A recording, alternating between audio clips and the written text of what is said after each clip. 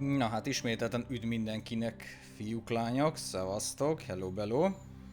Kicsit lejjebb is halkítjuk ezt a csodás kis muzikát.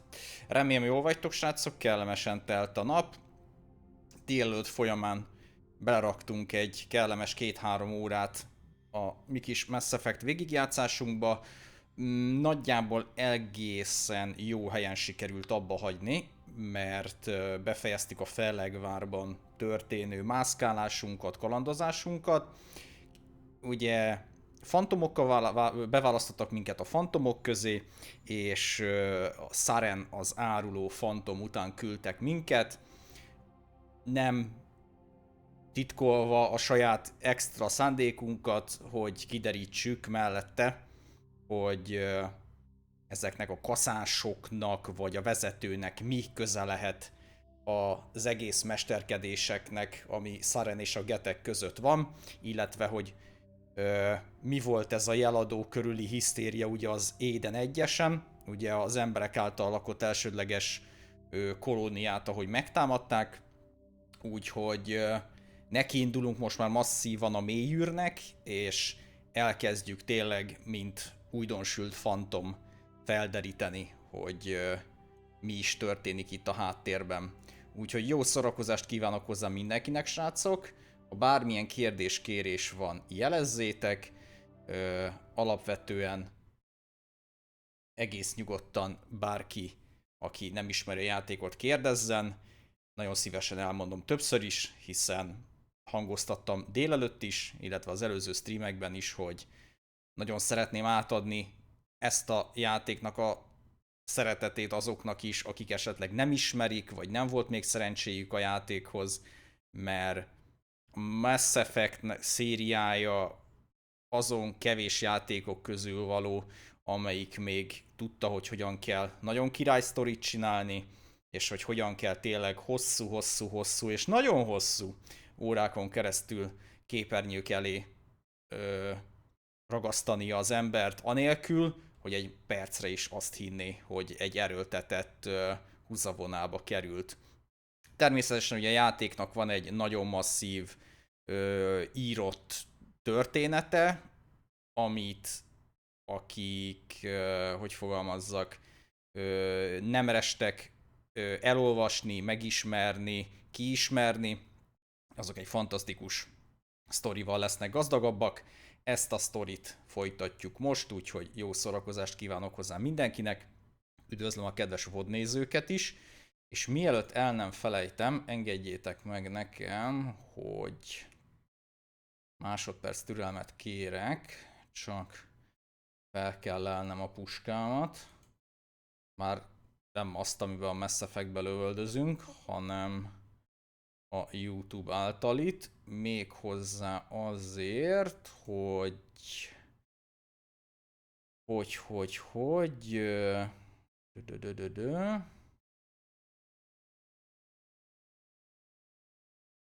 egyet vissza, kettőt jobbra, hármat balra, főleg ha be is tölti nekem. Így van, hogy megköszönjem a VOD csatornára történt feliratkozásokat egyrészt Hodosi Lászlónak, Stankó Balázsnak, Lukó Andrásnak, és nem utolsó sorban Eigen Péternek és Balog Andrásnak. Nagyon-nagyon szépen köszönöm a YouTube csatornám követését is, megtiszteltek, bízom benne, hogy találni fogtok kedvetekre való tartalmakat, sőt, már utólag bízom benne, hogy a követés azért érkezett, mert valami számotokra kedveset találtatok. Köszönöm szépen a megtisztelő bizalmat, igyekszek rászolgálni, és dobálni fölfele a streameket, amilyen sebességgel is lehet. A hosszú távú tervekben még nem tudom, hogy vágott tartalom miként fog visszatérni, de vannak tervek azon a téren is, hogy a fő csatornát, ugye a Brian Gaming World-öt is visszafelvirágoztassam, ne csak a VOD csatornára érkezzenek tartalmak. Na, srácok, menjünk, azt adjunk nekik. Még egyszer jó szórakozást kívánok hozzá mindenkinek.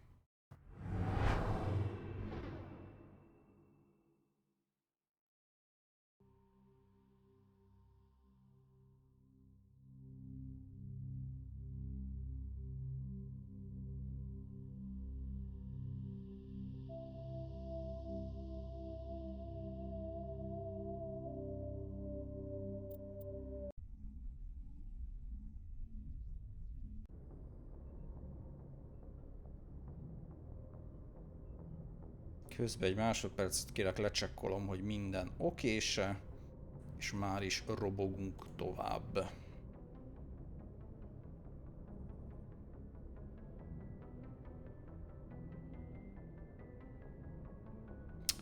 Úgy látom, hogy erre okésak vagyunk, úgyhogy támadásba is lendülhetünk. Ha bármivel gond van, srácok, jelezzétek. Elméletileg okésak vagyunk. Szevasz Baraka, szép estét kívánok. Mi újság? Na, iszok még egy kortyot, srácok, aztán mehetünk.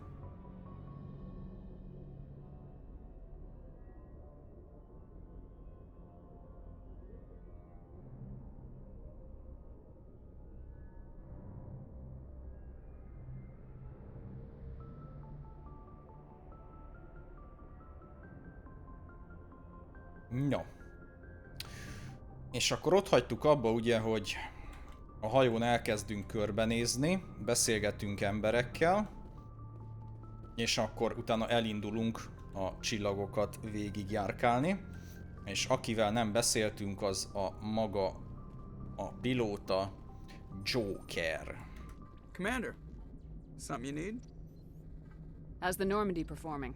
Is she everything they said she'd be? She's the best ship in the fleet, if you've got a pilot who knows how to handle her. Balance isn't what you'd expect. Takes a while to get used to that oversized drive core we got stuffed in the back, and her power can sneak up on you if you're not careful. The Normandy's probably too much ship for your average Alliance pilot, Commander. Lucky for you, I'm anything but average. Ó, hallottátok? Durvább a hajtómű, V8-as van benne, V8-as kérem szépen. I like to know my crew. Mind if I ask you a few questions? I can see where this is going. You did a background check on me, didn't you? Well, I'll tell you the same thing I told the captain. You want me as your pilot. I'm not good. I'm not even great. I am the best damn helmsman in the Alliance fleet. Top of my class in flight school, I earned that. All those commendations in my file, I earned every single one. Those weren't given to me as charity for my disease. Milyen betegség. I'm sorry, Joker. I didn't even know you were sick. You mean you didn't know? Nem. Oh, crap.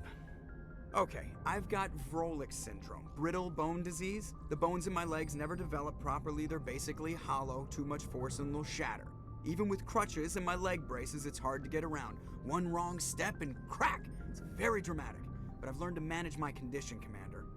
Put the Normandy in my hands and I'll make her dance for you. Just don't ask me to get up and dance unless, you like the sound of snapping shin bones. Na, akkor látjátok, ezek szerint nem mindenre van gyógyíra jövőbe se. Why does everyone call you Joker? It's a lot shorter than saying Alliance Flight Lieutenant Jeff Moreau. Plus, I love to make little children laugh. You're dodging the question. Look, I didn't pick the name. One of the instructors in flight school used to bug me about never smiling. She started calling me Joker, and it stuck. Why didn't you ever smile? Hey, I worked my ass off in flight school, Commander. The world's not gonna hand you anything if you go around grinning like an idiot. By the end of the year, I was the best pilot in the academy, even better than the instructors, and everybody knew it. They'd all got their asses kicked by the sickly kid with the creaky little legs. One guess who was smiling at graduation? I need to know more about this Vrolik syndrome if I'm putting my ship in your hands. Yeah, of course you do. It's an extremely rare condition. Nobody knows exactly what causes it. Genetic, maybe. It's treatable, but there's no cure. They classify my case as moderate to severe. I was born with over a dozen fractures, hip, thighs, ankles. My bones were already breaking in the womb. 100 years ago, I wouldn't have survived past my first year. Lucky for me, modern medical science has turned me into a productive member of society. You're not gonna break a bone trying to fly the ship, are you? I don't fly with my feet, Commander, so I'm fine as long as I'm in this chair. I gotta be real careful when I get up to take a piss, though. I can do my job as well as anyone on the ship. Better, actually. So don't worry about it. I'm not trying to make you uncomfortable. Let's talk about something else. Whatever you want, Commander. How'd you end up joining the Alliance? Look, if you're looking for an inspirational tale of the crippled kid overcoming impossible odds, you're gonna be disappointed. My mother was a civilian contractor working for the Alliance. I basically grew up on the Arcturus station back when they were building up the fleets. Spend all that time around Alliance ships, there's a good chance you'll end up going to the Academy. I have to go. All right, see you. Na, akkor Jokerről is megtudtuk, hogy mi újság. Úgy érzem, jó kezekben lesz a mi kis hajónk.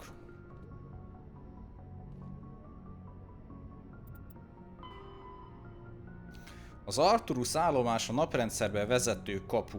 Az 5 km széles Stamford Taurus típusú űrállomás a Lagrange pontnál található a Temis nevű gázóriás szomszédságában.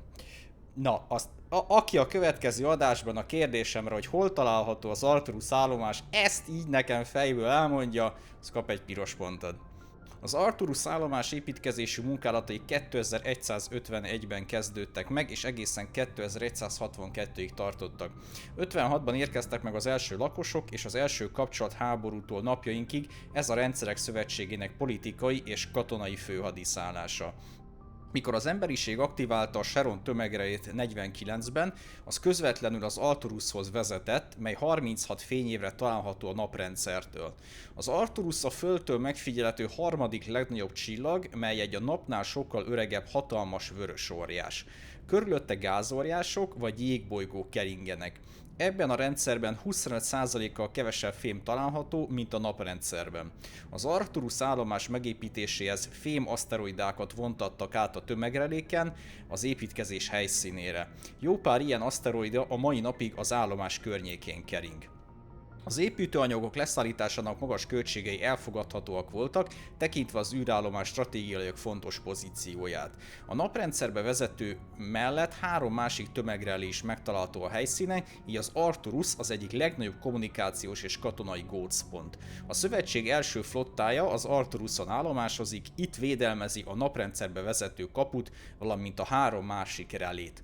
Az állomáson kapott helyet a szövetségi parlament, valamint a hadsereg főhadiszállása is. Állandó lakossága körülbelül 45 000 főre tehető. Az Arcturus valójában egy 52 csillaghalmazból álló minigalaxis, mely áthalad a tejúton. Néhány milliárd év múlva az Arcturus újra kilép az extragalaktikus űrbe. Wow!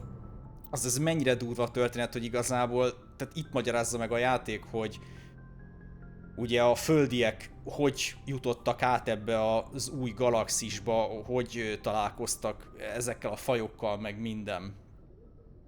Hogy gyakorlatilag van egy átjáró kapu, mint akár a csillagkapuból nézve is, hogy tehát, hogy azon a relén, ha valaki átmegy, akkor egyenesen a naprendszerbe tud bejutni, és ezáltal ugye közvetlen fenyegetettséget tud okozni a Földnek, ezért gyakorlatilag ott van kiépítve egy hatalmas védelmi zóna.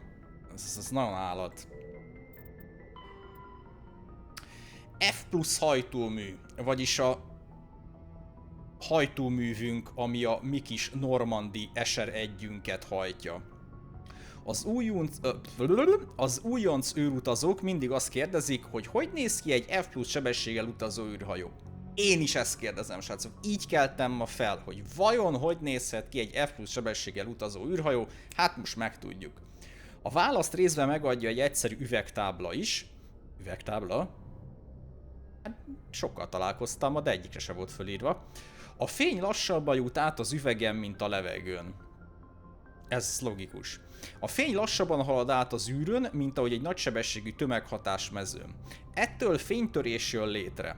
A bizonyos szögben belépő fénycsóvák meghajolnak, majd szétszorodnak a teljes spektrum mentén. A hajón kívül lévő dolgok a fénytöréshez hasonlóan néznek ki. Minél nagyobb a különbség az objektív, vagyis a külső, és szubjektív, vagyis a belső fénysebesség között, annál nagyobb lesz a fénytörés hatás. Aha, igen.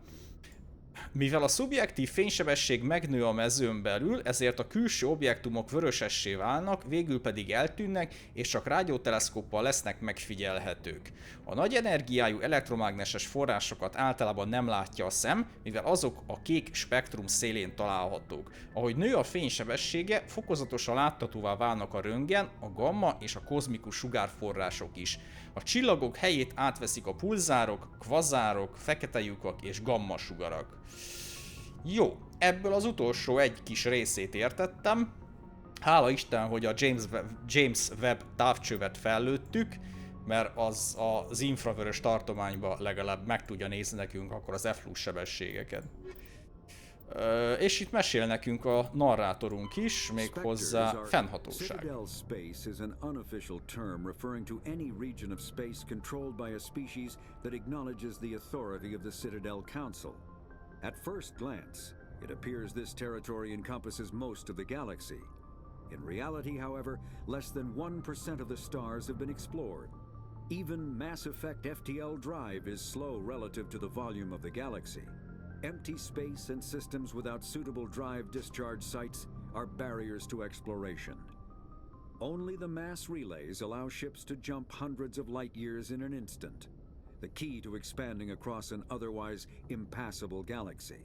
Whenever a new relay is activated, the destination system is rapidly developed.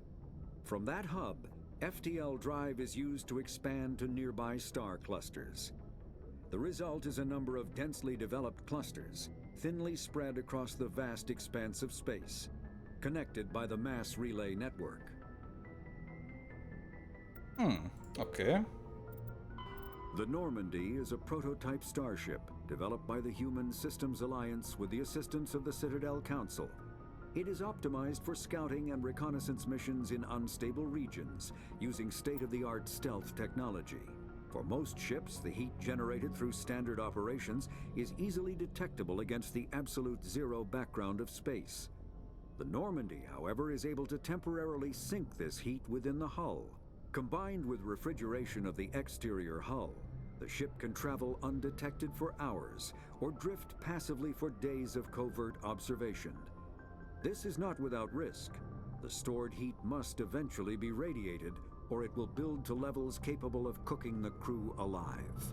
Another component of the stealth system is the Normandy's revolutionary Tantalus drive, a Mass Effect core twice the standard size.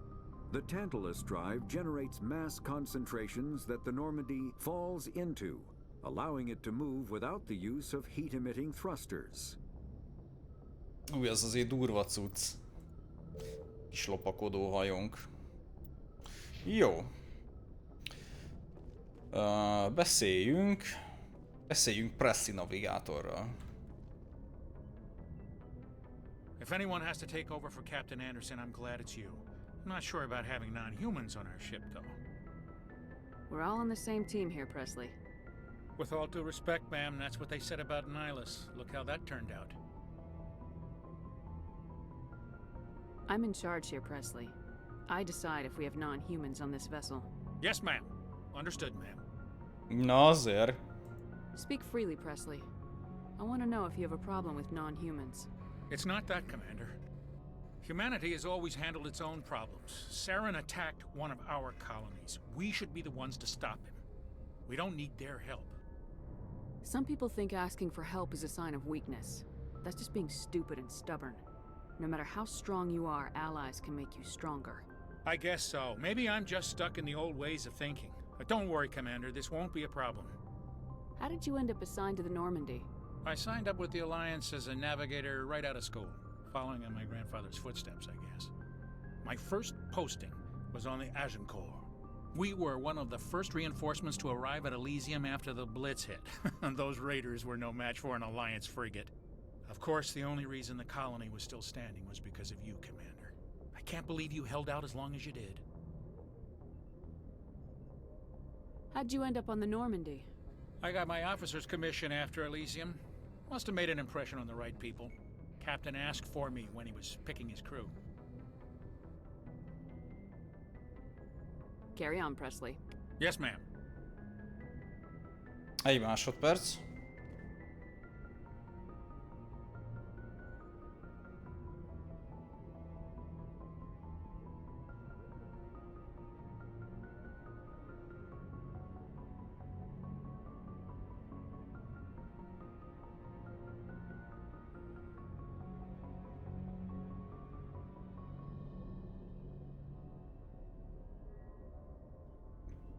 Na, itt is vagyok. Kaptunk 2 renegát pontot is, de ez, ne idegesítsen senkit, ez benne van. Tehát ott az volt a jó válasz. Ott azért oda kellett neki pirítani, mert Nem tetszett neki egy-két dolog, azért meg kellett mondani, hogy ki itt a főnök. Jó, nézzük meg, hogy ezen a szinten van-e valami. Caden.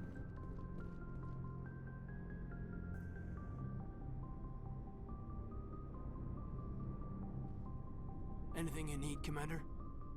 Just trying to get a sense of where the crew's at. Thoughts? I've wasted enough of your time for now, Commander. We'll have time for personal debriefings later. We'll talk another time, Lieutenant. Commander? Jó, akkor ővel nem tudunk extrát beszélni. Ez az én legénységi szállásom. Vagy hát mondhatjuk úgy is, hogy a kapitány szállása. Ó, kaptunk kódexbejegyzést. A szövetség hadseregében az évszázadok óta használatban lévő rangrendszer egy különleges válfaját használják. A katonákat 3 csoportba osztják. Vannak besorozottak, tapasztalt altisztek és különleges kiképzésben részesült tisztek. Az űrtengerészek és a szárazföldi egységek, vagyis az űrgyalogosok közt csupán egy vékony határvonal húzódik. A szárazföldi alakulatok a flotta olyan speciális osztagai, mint amilyenek a vadászrajok is. A hadparancsnokság szálai érthető módon az űrtengerészet kezében futnak össze, mivel a legfontosabb csaták az űrben dőlnek el. Az űrgyalogosok pusztán büszkeségből megtartották néhány rangjukat. A szövetségi hadseregben növekvő sorrendben az alábbi rangokon szolgálnak katonák. Sorállományú tisztek, 3. osztályú sorállományú, 2. osztályú közlegény. 2. osztályú sorállományú, 1. osztályú közlegény, 1. osztályú sorállományú tizedes. Altisztek az őrmester, a törzsőrmester és a főtörzsőrmester, tisztek pedig a zászlós, alhadnagy, hadnagy, főhadnagy, sorhajó hadnagy, százados őrnagy, ellentengernagy vagy tábornok, tengernagy és flotta tengernagy.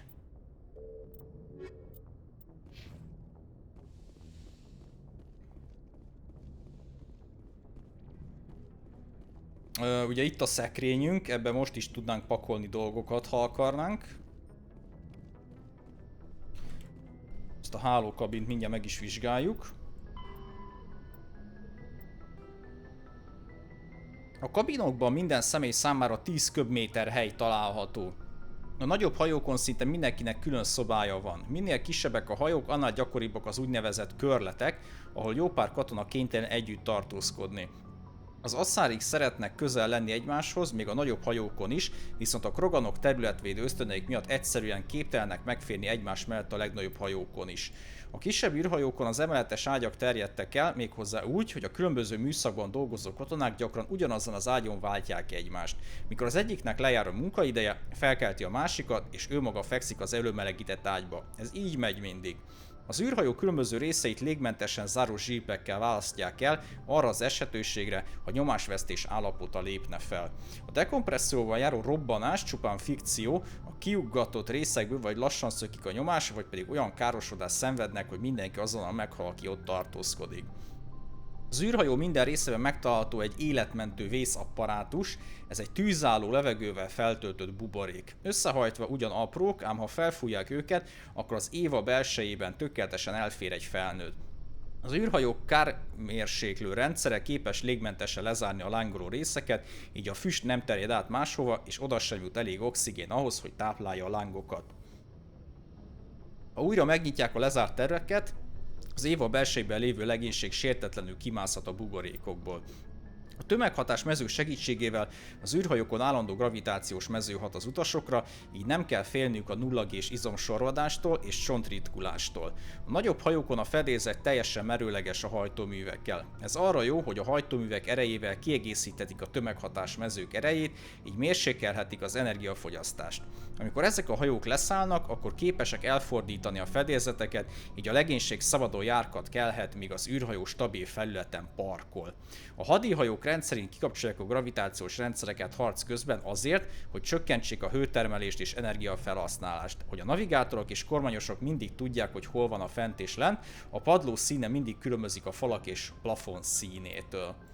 Ez is tök érdekes sztori egyébként, mert ugye ez a valóságban is így működik, a gravitáció kérdése, mert nagyon hamar megindul egyébként null gravitációban az izmok és a csontozatnak a károsodása. Ezért van az, hogy a nemzetközi űrállomáson is naponta ilyen durván ilyen 1-1,5 órát kell edzeniük az embereknek.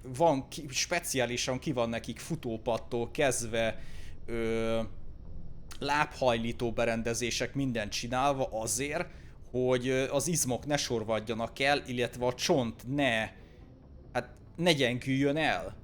Mert különben úgy járnának, mint Joker, hogy gyakorlatilag visszatérnének a földre, és így nem tudom, kislabdával megdobnák az embert, és így ketté törne a sípcsontja körülbelül.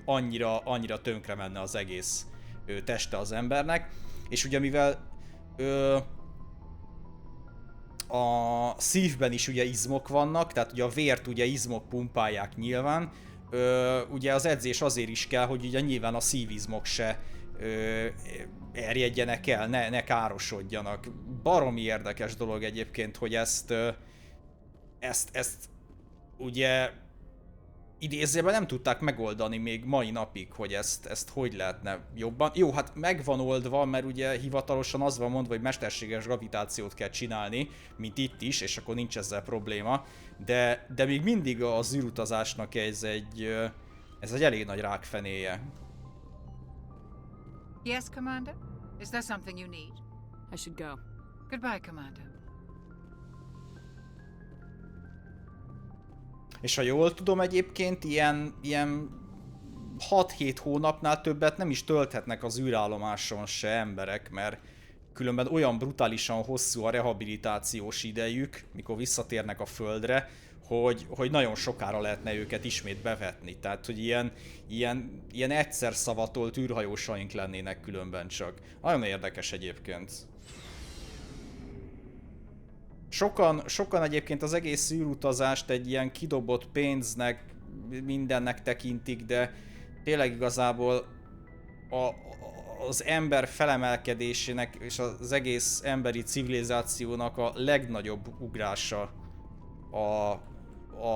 a terjeszkedés kifele. Mert azt, most én sem megyek bele ilyen hatalmas nagy dolgokba, hogy jaj, mert ez történik a bolygóval minden, de sajnos igen, tehát azért azok a készletek, amiket most használunk, azok brutális szinten fogynak, és ha már csak azt el tudnánk érni, hogy más lelőhelyeket találjunk, és más anyagokat tudjunk felhasználni, hatalmas erőlépés lenne az emberiségnek. Commander? What's your opinion of the last mission? Kinda wish you'd got there sooner, Commander. No offense, I appreciate the rescue. I just wish... You wish we'd been able to save the rest of your unit. Yes, ma'am.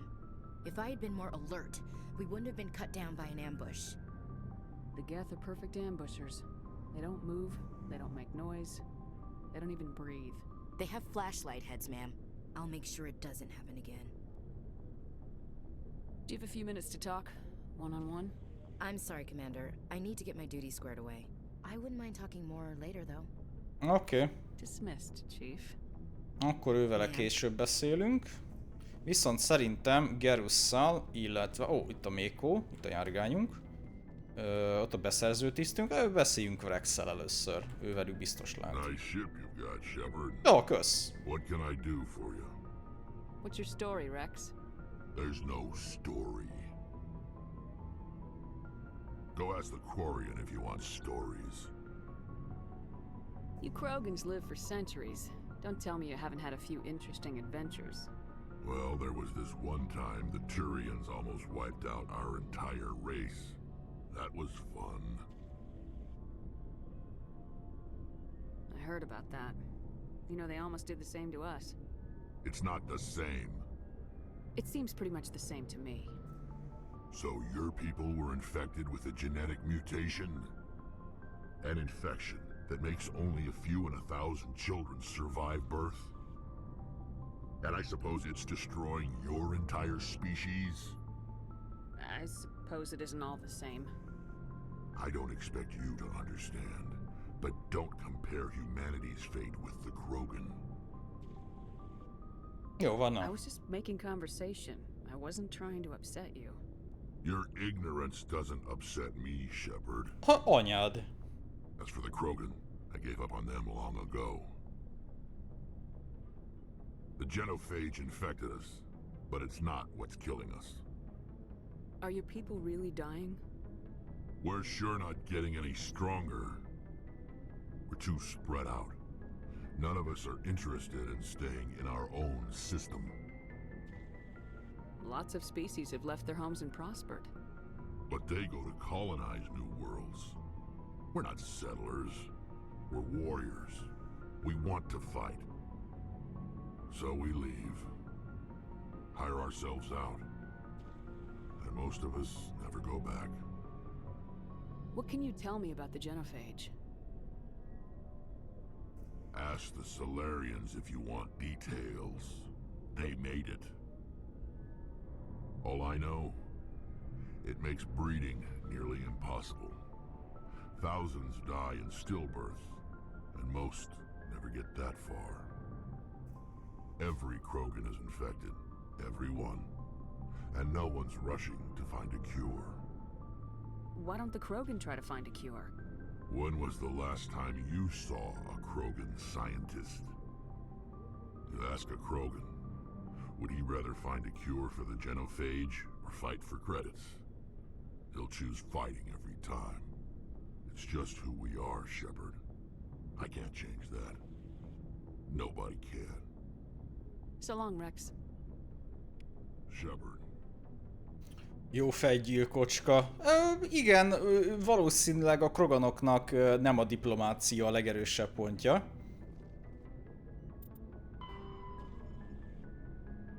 A gémfaló egy biológiai fegyver, melyet a krogan lázadások leverése érdekében készítettek. A kroganok a kezdetektől rettegésben tartották a tanácsot. Csak a turiánok közbelépése mentette meg a tanácsban lévő fajokat. A turiánok hősiesen harcoltak a kroganokkal, de a harcok elérkeztek egy olyan ponthoz, ahol a kroganok számbeli fölénye pontosan egyensúlyba kerül a turiánok technológiai fölényével, és elkezdett stagnálni a háború. Rájöttek, hogy hagyományos módszerekkel nem lehet véget vetni a konfliktusnak. A turiánok a szalárikkal karöltve létrehoztak egy genetikai fegyvert, mely meggátolta a kroganok sebes szaporulatát. A gémfaló vírus úgy szaporodott, hogy közben felfalta a kulcsfontosságú génszekvenciákat. A kudarc lehetőségének teljes kizárása érdekében a vírusnak módosítania kellett minden krogan minden sejtjét. Ha nem így lett volna, akkor a kroganok génterápia segítségével kiküszöbölhették volna a fegyver hatásait. A faló periódus után a gémfaló vírus nem talált több génszekvenciát, így csendben éhen hal a gazdaszervezetben. A szalárik azt hitték, hogy a gémfaló elrettentő hatást gyakorol majd a kroganokra. A turiánok természetesen naív remények vélték a hiedelmet. Miután elkészült a vírus, a turiánok megkezdték a tömeggyártást, majd azonnal bevetették. Megfertőztek minden kroganok által megszállt bolygót és kolóniát. A mutáció következtében 1000 krogan terhességből csupán egy életképes utód jött világra. Nem a termékenységre, hanem az utódok életképességére volt hatással a vírus. Az életben maradó utódok létrehozására képes krogan asszonyok olyan értékesek, hogy a hadurak akár háborút is vívnak értük. Ma a krogan faj csupán árnyéka önmagának. Soha a lázadás már évszázadok óta véget ért, mégis puszta létük emlékezteti őket a gémfaló szörnyű hatására és tehetetlenségükre. A gémfalú bevetése a mai számos vitatárgyát képezi. Voltak itt azért a múltban elég szép összecsapások a népek között, úgyhogy látjátok, nem lógunk ki a sorból, mint az emberek. Thanks for bringing me on board, Commander. I knew working with the Spectre would be better than life at CSEC. Have you worked with the Spectre before? Well, no, but I know what they're like. Spectres make their own rules. You're free to handle things your way. At CSEC, you're buried by rules. The damn bureaucrats are always on your back. For the most part, the rules are there for a reason. Maybe. But sometimes it feels like the rules are only there to stop me from doing my work. If I'm trying to take down a suspect, it shouldn't matter how I do it, as long as I do it. But CSEC wants it done their way. Protocol and procedure come first. That's why I left. So you just quit because you didn't like the way they do things? There's more to it than that. It didn't start out bad, but as I rose in ranks, I got saddled with more and more red tape. CSEC's handling of Saren was typical. I just couldn't take it anymore. I hate leaving. I hope you made the right choice. I'd hate for you to regret it later. Well, that's sort of why I teamed up with you. It's a chance for me to get off the Citadel, see how things are done outside CSEC. Either way, I plan to make the most of this. And without CSEC headquarters looking over my shoulder, well, well, maybe I can get the job done my way for a change. If getting the job done means endangering innocent people, then no. We get the job done right, not fast. Got it? I wasn't trying to... I understand, Commander. Hey, Commander. Looking for some extra supplies before you head out? What have you got? Whatever you want. Armor, weapons, mods. It's not standard Alliance issue, but that's not necessarily a bad thing. Well, as long as you don't mind paying for it. Why should I pay you for my weapons and armor? My stuff doesn't come from the Alliance. I have to purchase it myself, and it's not cheap. Hell, the licenses alone have set me back more than I'd like. But no licenses, no goods. Without the goods, I'm out of a job. What are licenses? Why do you need them? Manufacturers sell licenses. Each license allows me to buy and sell a certain brand of products. I already have several basic ones, but you'll need to buy more if you want me to bring in different brands. Many of the best licenses are hard to get, but they're well worth the cost if you can find them.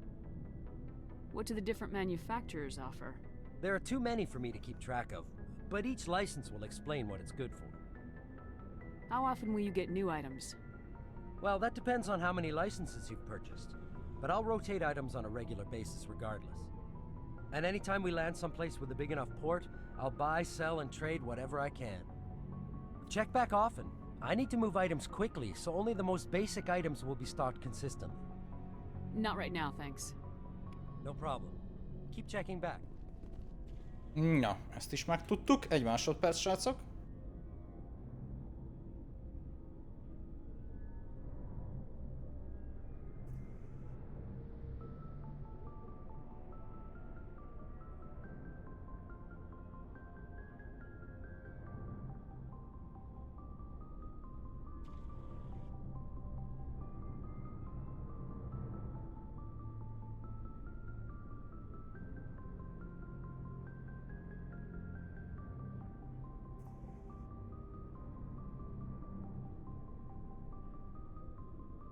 Na, vagyok csak feljebb helyeztem magam a langrétlen.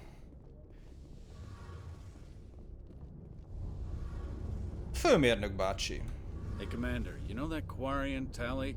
She's been spending all her time down here asking me about our engines. I'll tell her to leave you alone. What? No, she's amazing. I wish my guys were half as smart as she is. Give her a month on board and she'll know more about our engines than I do. She's got a real knack for technology, that one. I can see why you wanted her to come along. I figured she'd be a real asset to the team. You got an eye for Tally, Commander, but I'm guessing that's not why you came down here. Fill me in on the IES stealth system. How does it work exactly? You can't hide a ship out in space. They emit too much heat and radiation. Too easy for sensors to pick them up, unless you find a way to capture those emissions. So our stealth systems trap the energy we give off in storage sinks built into the ship itself. No emissions to give away our location. Eventually the sinks have to be vented. More than a few hours silent running and they overheat. Cook us inside our own hull. There's no way for anyone to detect us? A visual scan can still pick us up. Anyone looking out a window can see us plain as day. But you have to be pretty close to get an actual visual out in space. Most vessels rely on scanners. As long as the stealth systems are engaged, they can't see us. Not unless we accelerate to FTL speeds. Why doesn't it work with faster than light travel? Cranking up the FTL blue shifts our emissions, pushes them into frequencies too high to capture in the sinks. As soon as we make the jump, it's like setting off a flare. Sensors can pick up our location whenever we enter or exit FTL flight, but for short-range missions, our stealth systems are amazing, and we've got the only one. Where else have you served, Adams? If you name a class of Alliance ship, I've probably served on it. Everything from dreadnoughts and carriers right down to frigates like the Normandy. My last assignment was on the Tokyo, only a cruiser, but she was a good ship. Couldn't hold a candle to the Normandy, though. I want to know more about the Normandy. She's the best ship I've ever served on, probably the fastest vessel ever designed. And she's the only one using the new Tantalus drive core. What's so special about the Tantalus drive core? Proportionally, it's about twice the size of any other vessel. Not only are we faster, we can run at FTL speeds longer before we have to discharge the core. Carry on, Adams. Aye, aye, Commander. The Normandy is a prototype starship developed by the Human Systems Alliance with the assistance of the Citadel Council. It is optimized for scouting and reconnaissance missions in unstable regions, using state-of-the-art stealth technology. For most ships, the heat generated through standard operations is easily detectable against the absolute zero background of space. The Normandy, however, is able to temporarily sink this heat within the hull. Combined with refrigeration of the exterior hull, the ship can travel undetected for hours or drift passively for days of covert observation. This is not without risk. The stored heat must eventually be radiated, or it will build to levels capable of cooking the crew alive. Another component of the stealth system is the Normandy's revolutionary Tantalus drive, a Mass Effect core twice the standard size. The Tantalus drive generates mass concentrations that the Normandy falls into, allowing it to move without the use of heat-emitting thrusters. Faster-than-light drives use element zero cores to reduce the mass of the ship, allowing higher rates of acceleration.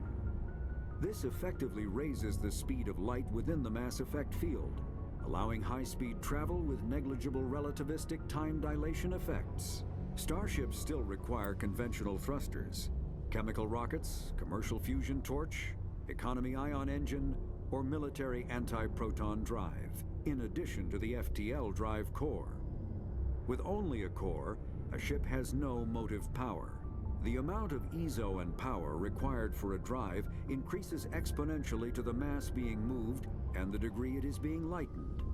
Very massive ships or very high speeds are prohibitively expensive.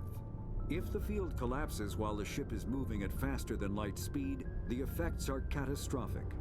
The ship is snapped back to sublight velocity, the enormous excess energy shed in the form of lethal Cherenkov radiation. Jól hangzik. Larger warships are generally classified in one of four weights. Frigates are small, fast ships used for scouting and screening of larger vessels. Frigates often operate in wolf pack flotillas. Cruisers are middleweight combatants, faster than dreadnoughts and more heavily armed than frigates. Cruisers are the standard patrol unit and often lead frigate flotillas. Dreadnoughts are kilometer-long capital ships mounting heavy, long-range firepower. They are only deployed for the most vital missions. Carriers are dreadnought-sized vessels that also carry large numbers of fighters. Smaller vessels are almost exclusively used in a support role to the warships during combat. Fighters are one-man craft used to perform close-range attacks on enemy ships. Interceptors are one-man craft optimized for destroying opposing fighters. The Mako infantry fighting vehicle was designed for the System Alliance's frigates. Though the interior is cramped, an M35 is small enough to be carried in the cargo bay and easily deployed on virtually any world. With its turreted 155mm mass accelerator and coaxially mounted machine gun, the Mako can provide a fire team with weapon support as well as mobility. Since Alliance Marines may be required to fight on any world, the Mako is environmentally sealed and equipped with microthrusters for use on low-gravity planetoids. The Mako is powered by a sealed hydrogen-oxygen fuel cell and includes a small Element Zero core. While not large enough to nullify the vehicle's mass, the core can reduce it enough to be safely airdropped. When used in conjunction with thrusters, it also allows the Mako to extricate itself from difficult terrain. Biotics Omni-tools are handheld devices that combine a computer microframe, sensor analysis pack, and manufacturing fabricator. Versatile and reliable, an Omni-tool can be used to analyze and adjust the functionality of most standard equipment, including weapons and armor, from a distance. The fabrication module can rapidly assemble small three-dimensional objects from common reusable industrial plastics, ceramics, and light alloys. This allows for field repairs and modifications to most standard items, as well as the reuse of salvaged equipment. Omni-tools are standard issue for soldiers and first-in colonists. Igen, hát ez van nálunk is folyamatosan. Jó, kivel nem beszéltünk még?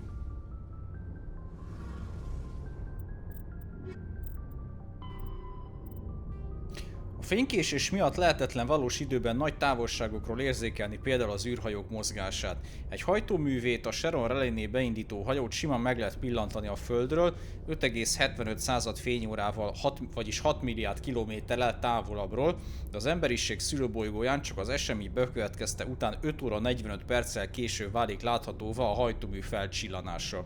Az se szar. A fénysebesség miatt a támadókat csak azután veszik észre a katonák, miután azok már megérkeztek. Mivel E+ sebességi utazás és kommunikáció is létezik, viszont nincs F+ szenzor, ezért a rendkívül gyors fregattok létfontosságú szerepet töltenek be az űrtengerészetben. A passzív szenzorokkal messze lévő objektumokat lehet megfigyelni, míg az aktív szenzorokra a közelben tartózkodó célpontokról lehet csúcsminőségű céladatokhoz hozzájutni. A passzív szenzorok sorát bővítik a vizuális, termografikus és rádiós detektorok, melyek az űrben lévő objektumokat követik figyelemmel. Egy közlekedő hajó hatalmas mennyiségű energiát, hőt és sugárzást bocsát ki magából a különböző alrendszerek működésének köszönhetően. Az űrhajók az űrszinte totálisan üres háttér előtt izzó foltokként jelennek meg. A passzív szenzorokat F+ sebességi utazás során is lehet használni, ám a hajót beburkoló tömeghatás mező rendkívül mértékben eltorzítja a bejövő adatokat. Az aktív szenzorok körébe tartoznak a radarok és nagyfelbontású ladarok, melyek az általuk kibocsátott jel ellenségtől való visszaverődését figyelik. A ladarok szűkebb területen érzékelik az ellenségeket a radarnál, de a felbontása miatt az észlelt objektumok képeit össze lehet illeszteni a pontosabb célzás érdekében. Az aktív szenzorok nem használhatók, miközben a hajó F+ sebességen utazik. Ott srácok, a legkisebb részletekig elmondják, hogy miről, hogy mi ez az egész technológia, stb. Amit használunk. Nagyon beteg. Your ship's amazing, Shepard. I've never seen a drive core like this before. I can't believe you were able to fit it into a ship this small. I'm starting to understand why you humans have been so successful. I had no idea Alliance vessels were so advanced. The Normandy's a prototype, cutting-edge technology. A month ago, I was patching a makeshift fuel line into a converted tug ship in the flotilla. Now, I'm sitting on board one of the most advanced vessels in Citadel space. I have to thank you again for bringing me along. Traveling on a vessel like this is a dream come true for me. I had no idea you found ship technology so interesting. It comes with being a Quarian. The migrant fleet is the key to the survival of my people. Ships are our most valuable resource. But we don't have anything like this. We make do with cast-offs and second-hand equipment. We just try to keep them running for as long as we can. Some of the fleet's larger vessels date all the way back to our original flight from the Geth. I can't believe your fleet's still using ships that are 3 centuries old. They're constantly being repaired, modified, and refitted. They aren't pretty, but they work. Mostly. We've tried to make ourselves as independent as possible on the flotilla, grow our own food, mine, and process our own fuel. But some things we just can't make on our own. A patch to maintain the hull integrity requires raw materials we just don't have. That's why our pilgrimages are so important. Tell me about your people. Our lives aren't easy. Resources are scarce, and we are constantly on the move. Everything we do must in some way contribute to the continuation of the migrant fleet. There are 17 million Quarians in the flotilla, and each of us relies on the others for survival. The bonds among my people are strong. Unfortunately, we have had to surrender many of the freedoms and civil liberties other species take for granted. What kind of freedoms? Well, it's illegal for parents to have more than one child. If our population grows too much, it would strain our resources to their breaking point. Of course, we also can't allow our numbers to become too few. If our population is in decline, the rule against single births is temporarily repealed. In extreme cases of population decline, incentives are even offered to encourage multiple births, though the Conclave hasn't had to take such measures in nearly a century. Na, hát ilyen serkentőszereket mi is használunk, csak mi csóknak hívjuk. That's your government. The Conclave is our civilian branch of government. Each ship can elect a representative to serve on the Conclave and make decisions that affect the fleet as a whole. On matters that affect an individual ship, however, the captain has the final say. It's a tradition that dates back to the early days, when the fleet was governed by martial law. Fortunately, most captains nowadays are smart enough to have an elected council from their crew to give them advice and guidance. So the ultimate power rests with elected officials? In practice, the conclave and the respective council for each ship tend to set the rules that govern our daily lives. But in theory, we are still under military jurisdiction. The 5 top-ranking military officials in the fleet serve on the Admiralty Board. These 5 have the power to overrule any decision by the conclave in case of emergency. To do so requires unanimous agreement among the Admiralty, and they can only do this once. After that, the entire board must resign their posts. It's a safeguard that served us well. In nearly 3 centuries, the Admiralty Board has only overruled the conclave 4 times. I want to know more about the Geth. I doubt I can tell you anything you don't already know. It's been almost 3 centuries since they drove my people into exile. All I know is the story of their origins, what they were when we created them, and how they turned on us. Interesting. The Geth were originally created to serve as an automated manual labor force. Initially, their intelligence was as limited as any VI. Over time, we made small modifications to their programming to allow them to perform more varied and complex tasks, bringing them closer and closer to true AI status. How come the council didn't step in and stop you? This wasn't true AI research. We may have been skirting the bounds of the law, but we never did anything that was actually illegal. The changes were so insignificant, so gradual, that we were able to control them. Or so we thought. But one thing we underestimated was the power of the neural network. A million Geth thinking simultaneously created an inherently unstable matrix. So the Geth share brainpower? Many of the Geth's logic systems were designed to work in concert with other nearby Geth. Basically, the more of them you have in a group, the smarter they are. So there's some sort of group consciousness? No, nothing like that. They cannot share sensory data or information. Their programming cannot handle that much simultaneous input.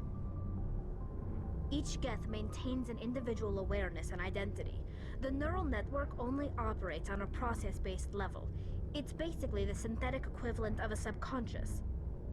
But when they're in close proximity, they can coordinate low-level functional processes, freeing up more capacity for original or independent thought. That doesn't make any sense. I'm probably oversimplifying. The Geth are incredibly advanced and complex creations. All you need to know is that they get smarter when they gather in large numbers. As we built more and more Geth, their effective intelligence became more sophisticated, more abstract. One day, a Geth began to ask its Quarian overseer questions about the nature of its existence. Am I alive? Why am I here? What is my purpose? As you can imagine, this caused a near panic among my people. I don't see what's so bad about those questions. The Geth were created to engage in mundane, repetitive, or dangerous manual labor. That's fine for machines, but it won't satisfy a sentient being for long. The Geth were showing signs of rudimentary self-awareness and independent thought. If the Geth were intelligent, then we were essentially using them as slaves.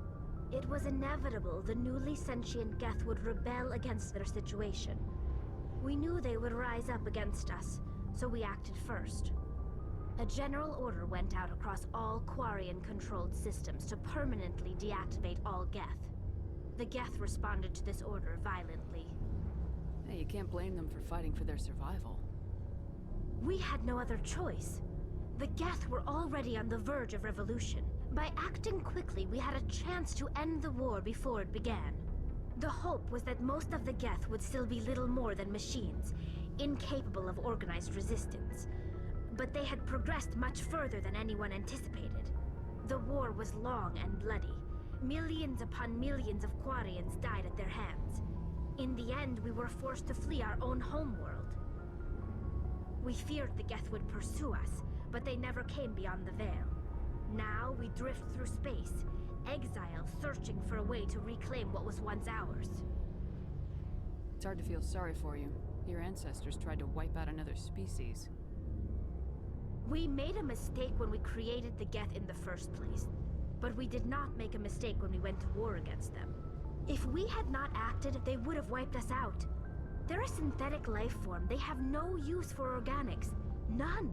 Why do you think they cut themselves off from the rest of the galaxy? Why do you think they've killed every organic being who's ever tried to contact them? They didn't kill Saren. What does that tell you? The Geth are not innocent victims in all this. They're the enemy. They want to destroy us. Not just the Quarians. All organic life. That's why they've joined up with Saren. And that's why we have to stop him.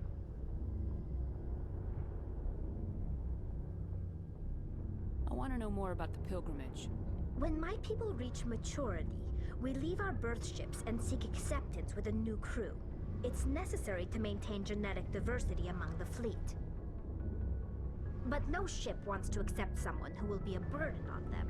So, to prove our worth, we embark on a pilgrimage.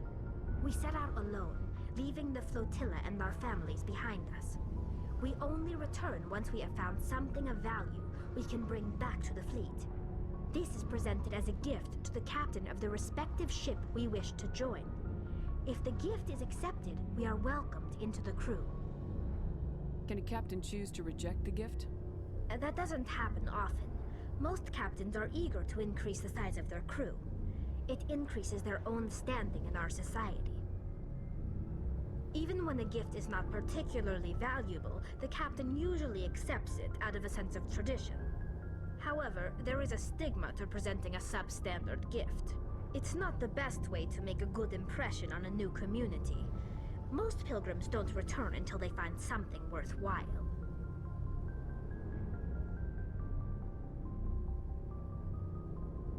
I can't believe they just send you off alone. It's not like they just cast us out. Before we leave, we are given lessons in how to survive outside the flotilla, and given gifts to help us on our journey. We also receive implants to fight off sickness and disease. Generations of living in an isolated and highly controlled environment have left our immune systems weaker than most. By the time we leave the fleet, we are well equipped for the pilgrimage. This is a rite of passage for all Quarians. If it were dangerous, our numbers would suffer. Virtually every pilgrimage ends with a triumphant return and the ritual presentation of the gift to one of the fleet's captains. I want to talk about something else. Like what? I should go. See you later. Na, őt is kifaggattuk.